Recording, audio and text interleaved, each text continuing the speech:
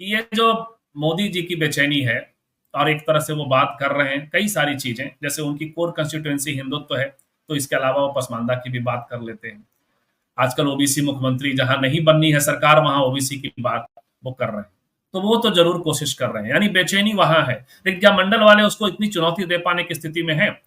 जैसे राहुल गांधी मंडल के चैंपियन के तौर पे अपने को पेश कर रहे हैं, लेकिन क्या आपको लगता है कि वो पॉजिटिवली कुछ काम ऐसा कर रहे हैं? और क्या वो हिंदुत्व की जो आइडियोलॉजी है उससे आतंकित नहीं है? अन्यथा मध्य प्रदेश में तो चुनाव हिंदुत्व की आइडियोलॉजी पे ही लड़ा जा रहा है। धनंजय जी। देखिए, हिंदुत्व जो है वो मुझे लगता है कि खोखला हो गया है। अब उसको बहुत ज़्यादा वजन देने की ज़रूरत नहीं है। और जो मंडल की बात कर रहे हैं तो जाहिर है वो अभी प्रभावी है, क्योंकि उसकी ही मुख्य जो धारा है वो वहीं पे चर्चा हो रही है। बीजेपी खुद वहीं उठ करके आ गई, महिला आरक्षण लेकर के आ गई और कह रही है कि हमारे पास इतने विधायक जो है वो ओबीसी है, इतने विधायक एमपी हैं, वगैरह वगैरह। लेकिन एक सवाल जो है, मैं इस सब से परे हो जाता हूँ। ये आप जोड़ते घटाते रहिए कितना परसेंट कहाँ है, लेकिन मैं सबसे ज़्यादा अहमियत देता हूँ जो 94,60,000 की बात हो रही, जो गरीब ढूंढा गया है, उस हर समाज से ढूंढा गया है गरीब, और उसको अपलिफ्टमेंट देने की बात है। और जो राहुल गांधी ने जो कहा है केजी से पीजी तक की शिक्षा फ्री, उसको मैं बड़ी अहमियत देता हूँ। बाकी आरक्षण की राजनीति तो लंबे समय से चल रही है, आरक्षण जरूरी है, इसमें कोई दो राय नहीं। लेकिन कौन सी सरकारों ने आरक्षण को सही तरीके से लागू किया, इस पे मेरे पास तो रिसर्च नहीं है। जितेंद्र भाई के पास हो या आपके पास हो तो जरूर बतलाइएगा। मेरे पास ये रिसर्च नहीं है। मैं जो ट्विटर पे देखता हूँ या और जो आर्टिकल मैं पढ़ता हूँ, उसमें मुझे पता जीतन लगता है राम मांझी जी इसी रिसर्च की बात कर रहे थे धनंजय जी, जिस पर नहीं, हम लोग जीतन और राम जितिन मांझी भाई जी चर्चा हुई। जीतन राम मांझी जी अकेले खड़ा होकर बोलते तो समझ में आते, हो तो बीजेपी की गोद में बैठ के जब बोलेंगे तो समझ में नहीं आएगा, क्योंकि बीजेपी सबसे ज्यादा खिलाफ है आरक्षण के। अकेले खड़ा हो जाते हैं और बोलते तो मैं भी उनके साथ सुर में सुर मिलाता। नीतीश जी जब बीजेपी के साथ चले जाते हैं तो वो भी वही हो जाते हैं ना, तो उनके साथ सुर में सुर मिलाना मुश्किल हो जाता है। लेकिन फिर आप ही जैसे लगातार बोलते हैं कि सांप्रदायिकता को उन्होंने रोका। मैं बात ये कर रहा हूं कि किसी व्यक्ति की बात ना करें, हम समाज की बात करें।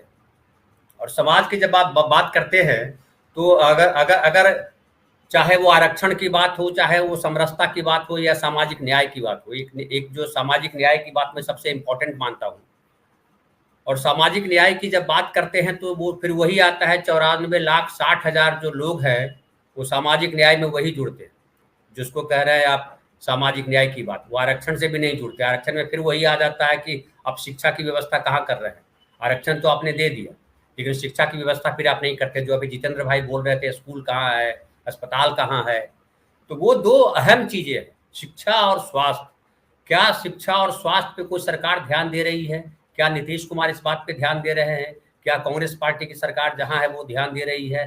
तो छत्तीसगढ़ का जो हमें दिखाई पड़ता है एक मॉडल उनका, कि छत्तीसगढ़ में उन्होंने ये घोषणा भी की है, और जो स्कूल है उनका वो आत्मानंद स्कूल जो है उसमें उन्होंने काम किया है, काफ़ी काम किया है।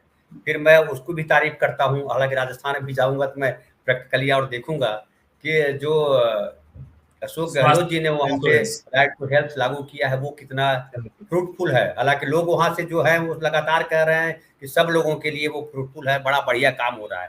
लेकिन एक सबसे बड़ी चिंता का विषय मेरा और है संजीव भाई, कि राजनेता जो करते रहते हैं वो तो अपनी जगह है। वो 5 किलो अनाज, कभी कभी आप 5 किलो अनाज पे बिक जाते हो, कभी आप आरक्षण पे बहल जाते हो, कभी आप हिंदुत्व पे बहल जाते हो, कहीं कहीं और चले जाते हो। ये रीढ़ की हड्डी कैसे बनेगी? और रीढ़ की हड्डी बनाने के लिए हमें समाज का निर्माण करना पड़ेगा, और वो जी। राजनेताओं के भरोसे मुझे नहीं लगता अभी हो सकता है। देखिए, ये हिंदुत्व हो या मुसलमान की बात करें, दोनों एक ही जगह, दोनों को मैं अलग नहीं मानता हूँ। दोनों अपने अपने धर्म में, अपने अपने हिस्से में जो जहाँ है वो ऐसे ही है, दोनों में कोई अंतर नहीं है। और हिंदुत्व का मैं बोलूँगा कि ये मोदी जी ने जो है भांडा फोड़ दिया है। जो अडवाणी का नहीं हो सकता है वो किसका हो सकता है? ये चिराग पासवान को सुनने समझने की जरूरत है। अडवाणी का हुआ है वो हिंदुत्व, हिंदुत्व को तो उसी आदमी ने खड़ा किया। कहाँ है अडवाणी आज? अब बात आती है फिर कि जो पसमानदा की जो बात कर रहे हैं, तो कांग्रेस जिस तरह से शासन करती रही, मुझे कांग्रेस से ये उम्मीद तो है कि कांग्रेस जब आएगी तो फिर से आप जो है कम से कम मुख्यमंत्री के तौर पे आप देख सकते हैं मुसलमान को, मुख्यमंत्री के तौर पे देख सकते हैं दलित को, मुख्यमंत्री के तौर पे देख सकते हैं किसी और को। कभी तब तक राजनीतिक तौर पे तो वो काम करेगी ही करेगी। अब एक और बात है जो जो जो सामाजिक न्याय की बात कही, जो जितेंद्र भाई ने कही, देखिए सामाजिक न्याय की बात किसी एक आदमी को श्रेय देने का कोई मतलब नहीं। राहुल गांधी अभी इतने मजबूत नहीं हुए हैं, क्योंकि कांग्रेस के भीतर ढेर सारे जो है संघी भरे हुए हैं, उससे अभी कांग्रेस पार्टी आजाद नहीं हुई है। और नेहरू जो समस्या झेलते रहे, उससे कम समस्या राहुल गांधी के पास नहीं, बल्कि ज्यादा राहुल गांधी के पास समस्या है। तो सामाजिक न्याय को किस तरह से उठा के लेके जा पाएंगे, पता चला अपनी ही उंगली काट ली, ऐसी स्थिति कहीं ना आ जाए। तो उनको इन लोगों को साथ लेकर के चलना चाहिए, चलना पड़ेगा। जो ये जो समाजवादी गुट है, उसको अगर आप किनारे करके सोचेंगे मैं ही दौड़ूंगा खाली, तो फिर सामाजिक न्याय कर लिया आपने।